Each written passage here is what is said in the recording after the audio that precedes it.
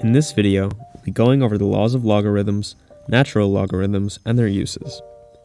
As a refresher, first we'll look at what a logarithm actually is. A logarithm is the power to which a base must be raised to yield a given number, meaning that if we were to take the log base 2 of 8, it would result in 3, as the number, 2, to the power of 3, results in 8.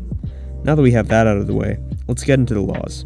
In order to simplify logarithmic expressions, we can use these laws to rearrange the problem, allowing us to solve each problem in various ways. The first of four main rules, the product rule, states that the logarithm of a product is equal to a sum of logarithms. Due to the fact that logs are exponents, and we can multiply like bases, we can add the exponents. Choosing random values for our variables, we can prove this law. By substituting a for 2, m for 3, and n for 4, we can plug these values into a calculator, and we see that both sides of the equation produce the same value. The quotient rule for logarithms states that the logarithm of a quotient is equal to a difference of logarithms. This law is functionally the inverse of the product rule, and allows us to rewrite our equation. This means that if we have log base 2 of 3 minus log base 2 of 4, we can simply rewrite it as log base 2 of 3/4. If we plug these values in, we can see that both sides end up being the same. According to the power rule, we can rewrite a problem by transferring an exponent to the front of the logarithm. This rule can be used for both expanding and condensing logarithms. To prove this, let's take log base 7 of x to the power of 3. This can be expanded to log base 7 of x times x times x. Using our power rule from earlier, we can separate each of these terms into log base 7 of x plus log base 7 of x plus log base 7 of x. As a shorthand, we can also write this as 3 log base 7 of x. Here we can see that we've gone from our original log to an expression where the exponent is on the opposite side of the equation. This rule states that if two logarithmic expressions with the same base are divided, the resulting logarithm's base will be the number of the denominator, while the new logarithm's argument number will be the number of the numerator. If we plug in our values one last time and calculate the end result, both sides will be equal, proving the law. As a little side note, these laws only function when the plugged-in values are positive and not equal to either 0, or in the case of a base, equal to 1. Now that we have a baseline for the laws of logarithms, we're going to delve into our next topic. A natural logarithm is a logarithm to the base of the mathematical constant e, also known as Euler's number.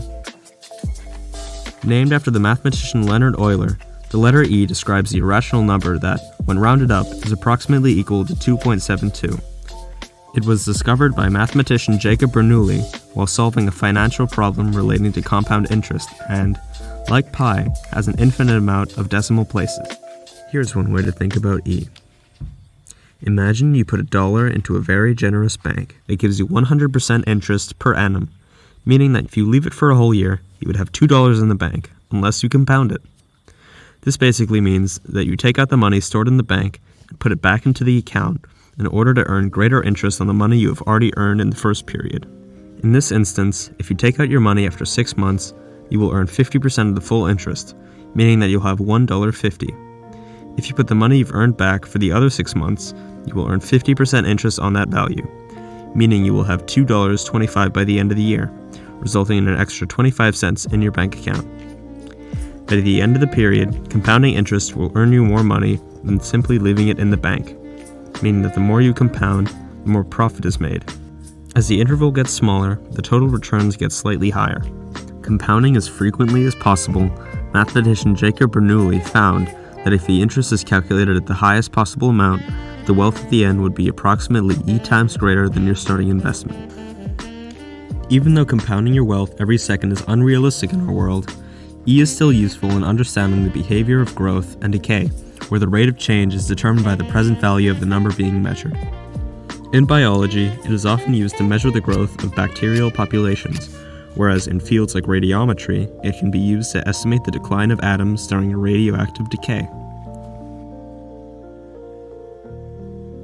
Now, how do we use this in a mathematical context? Well, there are multiple ways to write and rearrange these logarithms using the laws that we established earlier. Log base e of x, often written as ln of x, a shorthand for Logarithms naturale, will return the power to which e must be raised to get x. For example, if x is equal to 10, then log e of x is equal to 2.3 approximately, as e to the power of approximately 2.3 is equal to 10.